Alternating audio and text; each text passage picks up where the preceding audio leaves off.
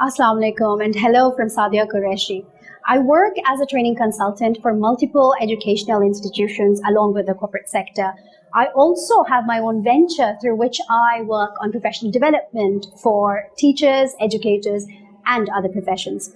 With SOAR STEM schools, I work as a teacher educator and also as a consultant.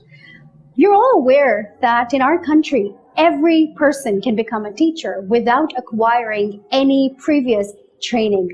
Hence, together at SOAR STEM schools, we have initiated an idea of making asynchronous sessions, recordings for our faculty members, for the novice and the experienced teachers, so that we provide a framework of instructional practices through which we can ensure academic excellence. So that's the whole idea of having these asynchronous recordings. So with your own pace, at your own time, you can conveniently learn and develop yourselves as professional teachers.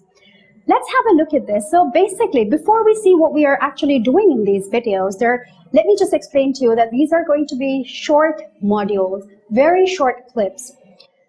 So there are certain norms that I would like to set for you as individual learners here, and the norms are, each one of you, I request, should have a notepad ready to take down notes. This is your professional development. There's countless material available online too, but the whole idea of doing this with us is so that we provide the basis of instructional teaching to you, so that there is standardized procedures that are followed at the school system. I would also point out 2 different videos and reading materials throughout my videos. Whenever I ask you to pause, please pause, and then watch a certain segment, come back and move on with my video. The other important part is to make sure that you all maintain a learning log for yourself. A learning log basically means all the things that you're learning through these videos. These learning logs are extremely important because as teachers, you can later on develop a portfolio for yourselves, and you can then launch yourself as a very learned teacher in the market.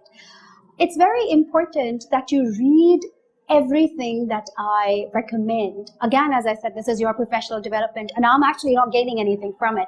So this is your own independent learning. As teachers, we always develop vocabulary in our students.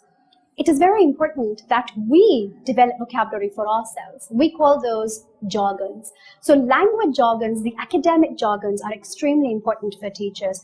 You must have noticed when 2 doctors sit and have a conversation, a layman doesn't really understand what the doctors talk about. But when teachers sit and talk, everyone understands whatever we're talking about. So it's very important that we understand the correct terminologies that are used in education. I recommend that you maintain your own dictionaries as I speak to you. Please, by the end of every video, think about your learning. Ask questions. How would you ask questions? Either you go and have a discussion with your school heads, or you can also email questions to us and post questions to us. So for your understanding, I've put everything here on the screen. Think about the time when you were in your classes. The novice teachers, you can think about the time when you were students. How did your teachers organize the classrooms? Think about the time when you were a part of that classroom. What did you observe your teacher do? Classroom management, as Wong says in his book, First Days of School, is all of the things that our teacher does to organize students, space, time, and materials so that instruction in content and student learning can take place in an efficient and safe manner. Look at the keywords here: efficient and safe manner. All things that go around in the classroom, starting off from managing space, to students' work, to making sure that the time is effectively managed, is related to classroom management. Wong also says that there are two goals. The first goal is to foster student involvement and cooperation in all classroom activities, which means to engage students through activities in an environment that is conducive of learning. And the second goal, he says, is to establish a productive working environment, which simply means how does a teacher really engage students to make sure that everything that goes around in the classroom is productive and has a positive learning outcome for students.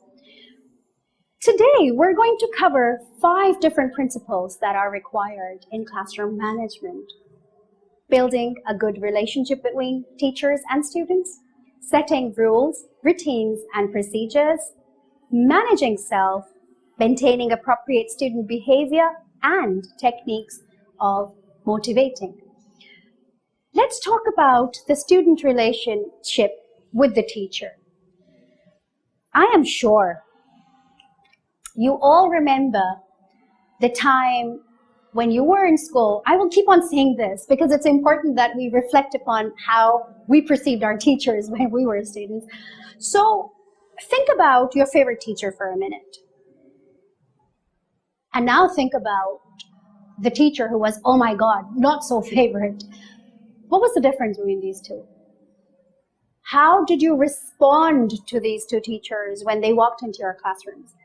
Of course, with the ones who were extremely positive and happy and had a bonding with you, you were very confident. As a student, you could relate to those teachers, you weren't hesitant. Whereas the teachers who were firm, who had that arrogance, students will never approach them, and that's your personal experience. So the first thing that is important between developing this relationship between a teacher and a student is developing a relationship of trust and confidence. Give that freedom to the students so that the students feel they can come to the class and say anything they wish to the teacher, where they understand that this environment in which I am learning is a safe environment, which is only created by the teacher. So when the teacher reinforces the student and says, you know what, in this classroom, anything that you say is between us, between you, me, and your friends around. That is how the students gain confidence, and that is how the students will start trusting you as a teacher. A very important part here is creating a balance between activities. The concentration span of students at young age is lesser. So they say 10 to 15 minutes. As they grow older, at times it stretches. But you know what captures them? Only the interest that teachers maintain during the activities. Now with activities, and we're going to have a different segment where I would be talking about how to develop those activities related to different skills. But it is very important that as teachers, you know that they will have to do certain activities to engage students. So from your writing task, from spending time talking to the students, from engaging them into discussions, from using the board, how to use the bulletin board, everything has to engage the learners. Moving on to the third part, providing constructive feedback through points for improvement. A lot of times I notice teachers would sign off the copies and say, oh good, work hard, this needs improvement, well done. But guess what? The students have no clue. The students don't understand what is so well done about this work. They don't understand what areas they need to work more upon. Constructive feedback, and I would talk about feedback in a lot of detail in another segment. However, constructive feedback means that you as teacher tell the students the areas where the students need to improve. So the strategies, the breakdown, okay, so this is what you need to improve upon. For example, you need to improve your reading fluency. And how will you do it? By reading out loud every day, just as an example. A very important part here is encouraging and motivating attitude of the teacher, which clearly comes from the teacher's end, where the teacher is not a miser when praising students. Motivating attitude does not only mean you're praising student every now and then, because excess of everything is bad too. Motivating students can be done through so many different ways. So you could have you could display their work on the bulletin board. You could get a little note for them on a paper. You could put something, send something to the principal to sign, so that the students feel convinced and encouraged. Students' behavior. Now, maintaining students' behavior is such an integral part of developing a healthy relationship between a teacher and a learner. We're going to talk about discipline in a bit. However, think about how can you control students? The answer is you cannot control. As a teacher, you can't have your fist like this. You will have to open your fist. Understand that these individuals in front of you are human beings.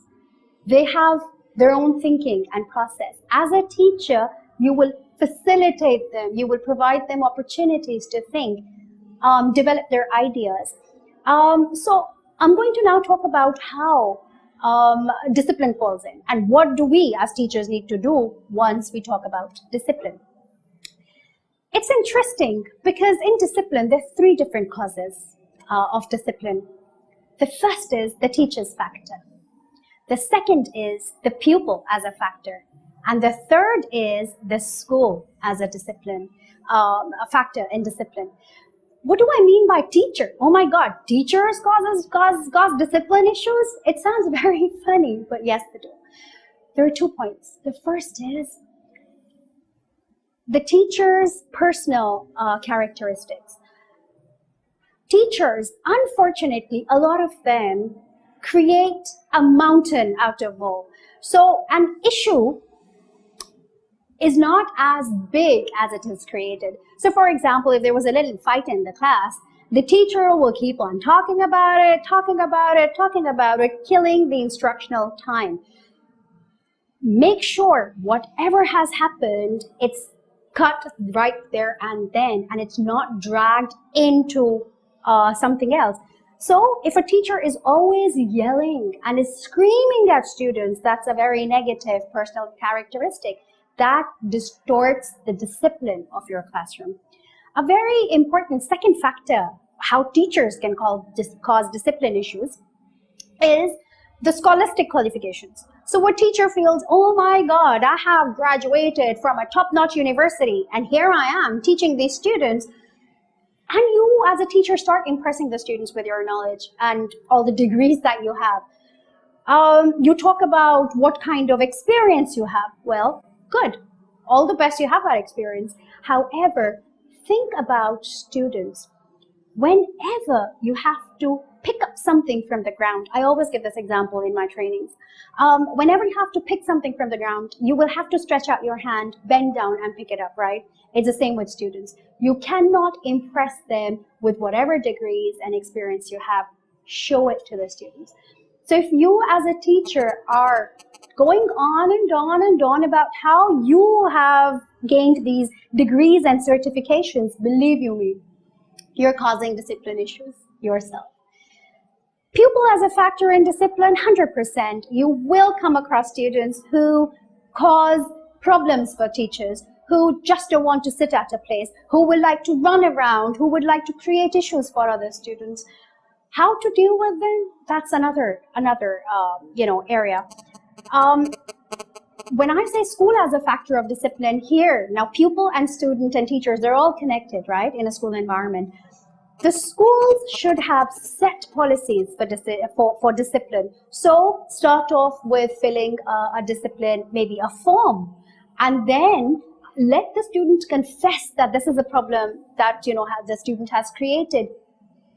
The matter goes to the discipline committee, and then you have repercussions. So maybe the school has a policy with detentions, during break detentions or after school detentions.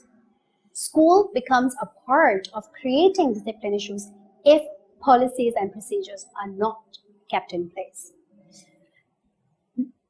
Now comes the time when I would like to talk about how do we prevent these discipline problems. So the first thing, which is extremely, extremely important, is establishing routines and procedures. I would talk to you in a lot of detail about routines and procedures. And in this session, I will also teach you how, as a teacher, will you be able to develop your own procedures and routines of classrooms, right? It's very important that as a teacher, you understand your own teaching techniques. There's a funny incident that I would like to share here. Once I met a teacher who came and said, "Oh, you know what, Miss Qureshi, my classroom is so disciplined because even before I walk into the classroom, all students have their books and copies open and they're ready to work." And I smiled at her and I said, "You know what, please come and attend this session because I would like to talk to you about your teaching techniques. As a teacher, you can never be predictable. Every teacher who walks into the classroom should have a different approach towards teaching. During those 40 minutes that you're in your classrooms, or 35 minutes, whatever the duration is, remember you will have to change your teaching techniques. So if there is some written task, you do that, you move into another task. Never be predictable. So if your students already know that they have to open the books and copies, you're killing the fun of learning. Think about this. The next important part here is to make sure that students are responsible for their own actions. It's very unfortunate that in our country, students are not made responsible. We as parents, as teachers, do not teach responsibility to our little kids. Teach them, preach them, whatever they do in the class, whatever, they're responsible. So how do we do that? We set a classroom, let's say we set classroom norms. And by setting classroom norms, the students mutually with the teacher agree to certain rules that they would like to make for the classroom. After setting those rules, they also, with their own hands, write down the consequences. So for example, if the rule of the class is no touch, you cannot touch any student, you cannot be rude, or you cannot push the student physically, what is the consequence if someone does it? So let them choose. Maybe they will say, okay, we will cancel out our break and sit in the class during break. This way, they are going to be more responsible towards their actions. Another part is, once all those rules are written on the chart paper, let the students and all the teachers teaching that class sign that as a bond. By signing something, students will give their own undertaking and say, okay, I've signed this now, I better be very careful. It's like adults. When we sign a certain contract, how do we feel about it? We abide by all the rules and procedures of the organization we've signed up with. It's the same with students. So the moment students sign the contract, along with all the teachers teaching that particular classroom, they will be responsible for their actions and they will not try to break those rules.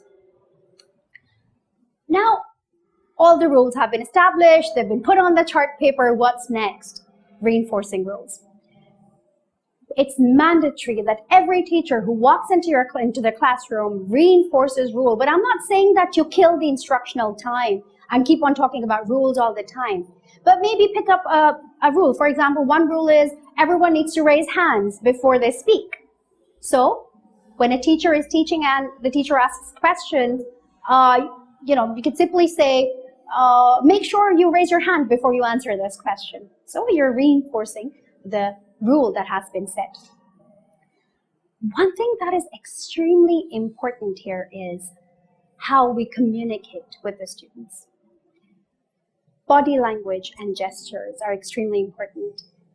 You must have noticed that even while sitting, I am using my hands, I am using a lot of facial gestures. I would frown, I would, shrink my eyes, I would widen my eyes, because I feel I am directly, although I can't see you, but I can directly communicate with you. So make sure as a teacher, you have your hands free. You are using gestures, like for example this, listen, listen. Zip up your lips, listen. Instead of banging those tables, for God's sake, instead of yelling, through gestures, through your glares, students should be able to get the message. Again, it falls back to what kind of routines and procedures and rules you have set in your class as a teacher. Now, all the points have been said. What do we do then? What do we do as teachers when everyone is following rules and the classroom is great? Award merit points. Schools have policies for merit points, and by merit points it simply means either you add points for a certain student or you announce that student's name, maybe publicly in the assembly if you want, or you could have those merit points being added into the report cards. Again, it falls back on what kind of policy the school follows. No matter what you do, you will, as a teacher, always come across students, group of students, individual students who would always create issues. One-to-one counseling helps. One-to-one meetings with those students help. Sitting down, and your discipline committee can come very handy. So it's like good cop and a bad cop. Remember, if everyone at school tags a certain child, that child will never be able to progress further in life. So it is extremely important that as a teacher, we all contribute to the personality development of a child. Have personal meetings with that student, call the parents very politely, remember to involve the administration and the discipline committee whenever it comes to discipline. It's very important for the teacher to give the freedom of expression to students. Give them that right to speak out. As I said, don't control students because you can never control individuals. Let them free. However, think about how you would have a controlled environment where they're freely expressing. Now coming to the most important part of this session, which basically comes back to procedures and routines. Again, Harry Wong in the book, First Days of School writes, the number one problem in the classroom is not discipline. I repeat, the number one problem in the classroom is not discipline, it is the lack of procedures and routines. What do I mean by procedures and routines? Classroom procedures. I cannot emphasize enough on the importance of procedures and routines. So a classroom procedure is basically the process to achieve something, and a routine is the reinforcement of that rule. So for example, I as a teacher say that anyone can read a book from the reading corner. That's a procedure, right? The routine is, when can these students read from the reading corner? So I can say that anyone who finishes the work first and after getting it marked by the teacher, you can go and grab a book for yourself and read silently. So what have I done? I've given instruction. You need to finish your work first. You need to get it marked, and then quietly you can grab a book and sit and read. So as a teacher, you reinforce that. I cannot emphasize enough on the importance of establishing classroom procedures and routines. I'll give you an example to understand further. A procedure is a process to achieve a certain goal. So for example, in a classroom, I come and tell my students, you can read a book from the reading corner, right? That's a procedure. The routine is when can students do that. So I can actually say, after you finish your work, you can quietly get up, go to the reading corner, grab a book, and start reading. That's a routine. I would want you to pause my video now. After pausing, I want you to have a look at the first video to understand the difference between procedures and routine.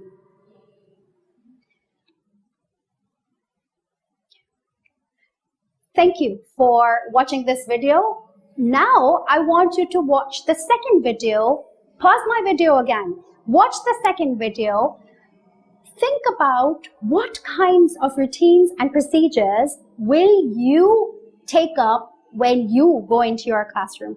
There are about 10 different techniques shared in the video. I want you to pick up any 5 and write down on your notepad, so that the first day when you walk into the classroom, you walk in with preparation. You know what kind of routines and procedures you would like to take up for your class. Thank you for watching this video. Did you notice a couple of things that were there in the video? The first is, did you notice how this teacher keeps on reminding the students to raise hands over and over again? And she's using her body language. She's saying, raise hands, raise hands. Did you also notice when the teacher uses non-verbal and attention-getting techniques, when she's using 1, 2, 3 with her fingers, and those are actually pasted on the wall, where the students understand, okay, when you raise the first finger, it means, you need to sharpen your pencil, for example. You raise 2 fingers, it means you need to go to the bathroom. This is ideal when students are quietly working in the classroom. They're doing a written task. This technique works there to control discipline. The third technique is how the teacher, did you notice how the teacher repeats the instructions? There are different techniques the teacher uses to repeat the instruction.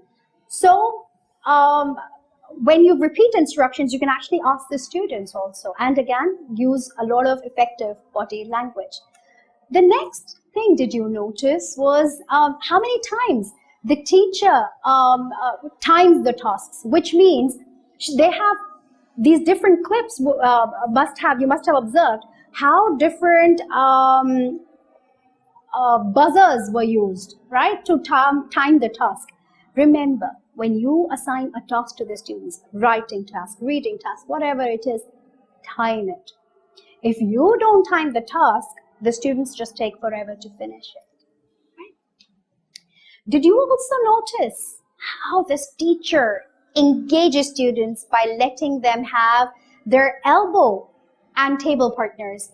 Did you notice how the teacher, without having to shuffle those students, just managed to pair the students up? So an elbow partner would just be someone maybe at the back, someone who's sitting right next, and the students can start talking. You could turn back while sitting at your position, so there is no disruption. Did you also notice how effectively the bulletin board was used around? How the teacher reinforces the expectations using the bulletin board. So she posts pictures, she puts pictures in different corners, just to engage the students, just to convince them and tell them that this is your classroom, this is your learning space, and how much strong bonding I have with you as my students. So we have just covered what routines are, what procedures are, you have watched the videos, and now you have an understanding of how you will establish the routines and procedures for your own classroom. Coming to the next part, I want to talk about managing yourself as a teacher. Very important part of classroom management is how to manage yourself as an instructor. It's very important that as a teacher, you maximize the instructional time. Please listen to this very carefully. Maximize the instructional time, minimize the discipline time, which means I've already talked to you about how you as a teacher can also unfortunately contribute towards creating discipline. Think about those points. Remember, your instructional time, your teaching time, your reinforcing time is much more important and precious.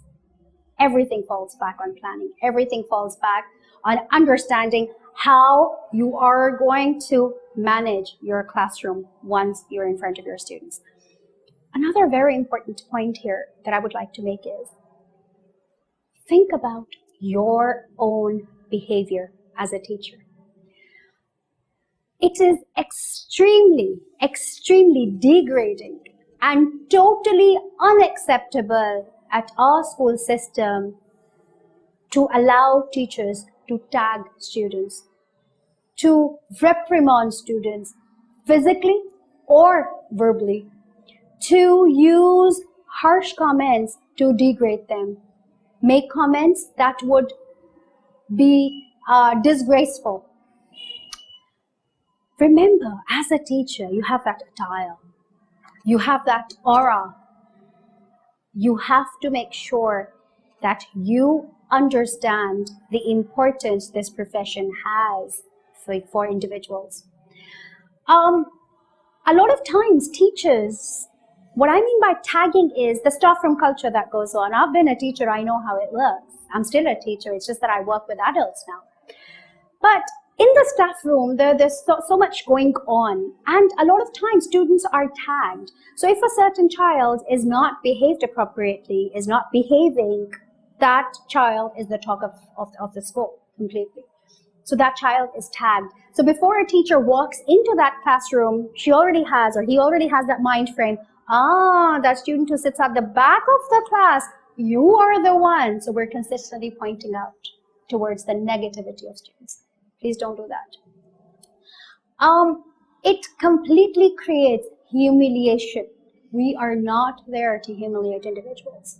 Remember, we are here because we are nurturing our future generations. And when we nurture individuals, we make sure that their self-esteem is at the top. And we are ready to develop those individuals as thinkers. So remember, unless and until you manage yourself as a teacher, unless and until you have that aura, you carry yourself properly, you will never be able to manage your classroom effectively. Think about how you walk into the classroom. If you're carrying a lot of stack of, maybe a lot of books, a stack of books, how are you going to walk into the classroom? Remember, students observe everything about you. Right from the way you enter the classroom, the school gate, come into the classroom, they observe everything. So you set the mood and the mode of the class as soon as you walk into the class. Think about your preparation and your planning.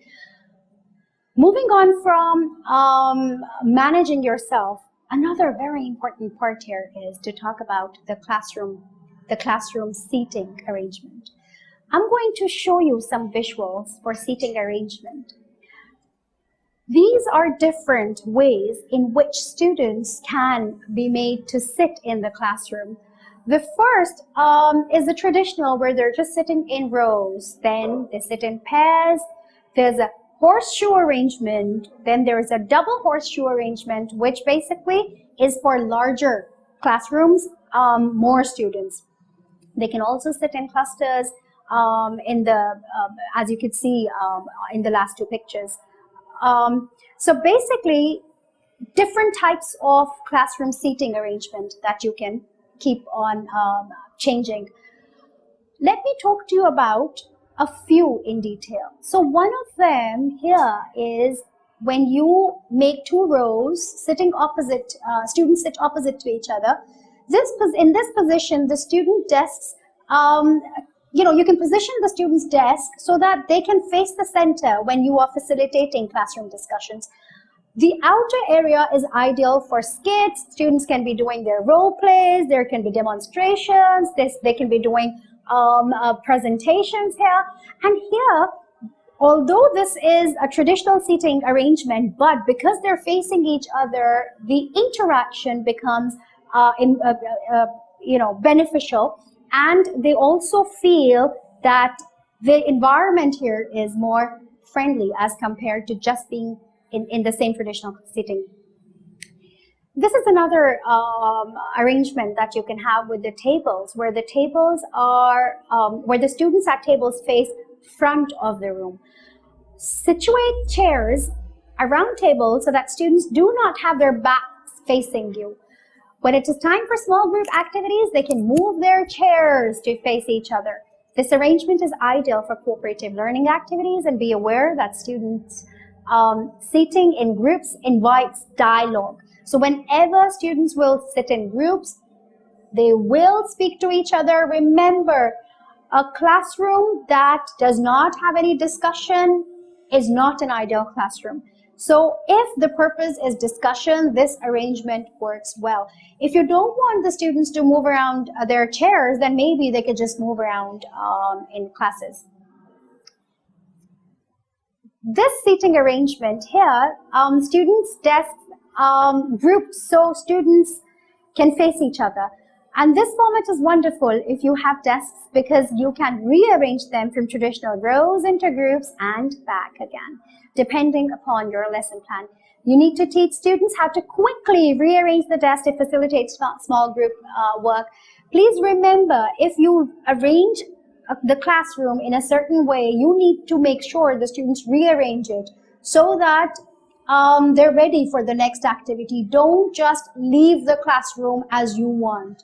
Remember, if you have a class where there are teachers shifting, where more teachers are coming in, leave them exactly how they were before you walked into the classroom.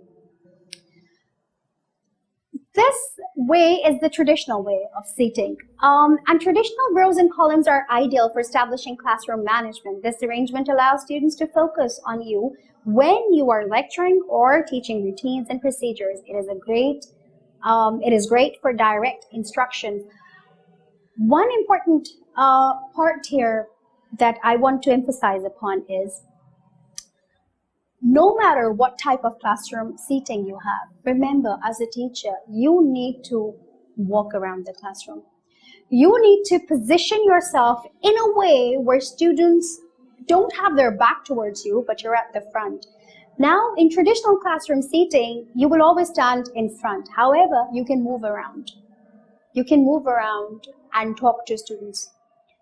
When I cover the segment in which I talk about giving instructions, I will talk to you more about positioning yourself at a certain area. But always remember, even when you're writing on the board, how important it is for you to turn and have an eye contact with the students. Right? Okay. Now, I would like to talk about techniques of motivating students. Again, go back to your own classroom when you were a student. The favorite teacher. Why do you still remember that teacher for all these years? Please be inspirational. Walk into the classroom in a happy mood, smiling, they offer you. Letting them understand that you are there to bring a positive image, to create a positive learning environment in the classroom. Inspire them. Inspire them with your stories. Inspire them with your experiences. Inspire them by letting them watch you, watch your techniques. You, as a teacher, will have to establish goals. You will have to establish goals and your expectations from the students. Without declaring expectations, you will never be able to get results. So it's extremely important that as a teacher, you explain and set your expectations. So for example, the expectation can be, when we do an activity in which there are going to be pairs talking, I expect you to respect each other and listen to one another. You put down your expectation. Remember, a teacher has to give demo for everything. That's a great way of motivating students. Democracy. I've already talked about this. Give them that freedom of speech. Give them that freedom of expression where they are not scared of asking questions. Unfortunately, still a lot of teachers do not encourage students questioning. Please, this is important that they feel valued. I understand that not every student can be given a chance to speak, but then if certain students haven't given a chance on one day, the next day make sure others are given a chance to. Please do not point out to the same student over and over again, because that student might dominate the others and others might miss a chance. So this is a great technique of motivating students. Change the environment of teaching. If you feel that you could have a certain session outside the classroom, in the library, in the ICT lab, do that. Classroom setting at times becomes very boring for students. And think about those poor souls who've been sitting on that chair since 8 in the morning till about 2 p.m. maybe, or whatever their time slot is. Imagine how they feel. Empathize more with them. Change the environment of teaching. If you can't take them out, change the environment of the classroom through your seating arrangement, through posting little notes on the bulletin board. Students read everything that's put on the bulletin board, making sure that it's their work. So if you post something, if you paste something on the bulletin board and that's written by a student, others will definitely read. And of course, you encourage them all the time too. The spirit of healthy competition will always keep the students motivated. Now, when I talk about competition, I'm not talking about just grades. I'm not talking about, the student got highest marks and grades. Friendly competition is when there is competition going on inside the classroom. For example, there is a quiz. For example, there are teams made. For example, there are smaller groups made where they're discussing and they're coming up with solutions to certain problems. Make sure as a teacher you invite healthy competition without, I repeat, without creating any hindrance in learning, without tagging any individual who cannot respond. Right? Another way of motivating students is the simplest praise. Well done. Brilliant. Wow. Really? You did this? Oh my God. Look at the way of, think about the ways of the words that I've used. Instead of just saying shabash, good, there's so many more ways, and you use your facial expressions to share that happiness with them, to share that excitement with them. Praise is not always verbal. Verbal is the easiest. A little note. Maybe a student has really worked hard on a certain project. A little note by the teacher on the table. A little note of praise pasted on the board. A little piece written by the principal or the senior head makes all the difference. So praise is the easiest way to motivate your learners. Please remember, as I had already said, excess of everything is bad. Do not keep on praising just for the heck of praising. Praise only when it is deserved, because praise also needs to be earned. Right? So think on these lines. Interaction. It is extremely important that students interact with each other. They are given a chance to speak to each other. As a teacher, you cannot and you should not have all eyes to yourself all the time. Listen to me. You can't do that. Remember, you can't be a control freak. It's ideal when students talk to each other. They talk in pairs, they talk in groups, they talk in clusters. Give them a chance to interact. Only when they interact with each other, they start listening to each other, they start respecting each other's points of view. Right? Another very important technique of motivating students is to let them know that I, as a teacher, am giving you a chance to improve. By this, it completely means that if a student has given a wrong answer, it's all right. This is a safe environment. Do you know the answer? Or try again. Oh, Ali, can you help your friend? Sarah, do you want to add a bit more to this? Give that chance, the student a chance, an opportunity to reflect and learn so that the student doesn't hesitate in speaking. I've already talked about displaying students' work. It creates miracles in class. Our bulletin boards are not ideally to be done by teachers. Bulletin boards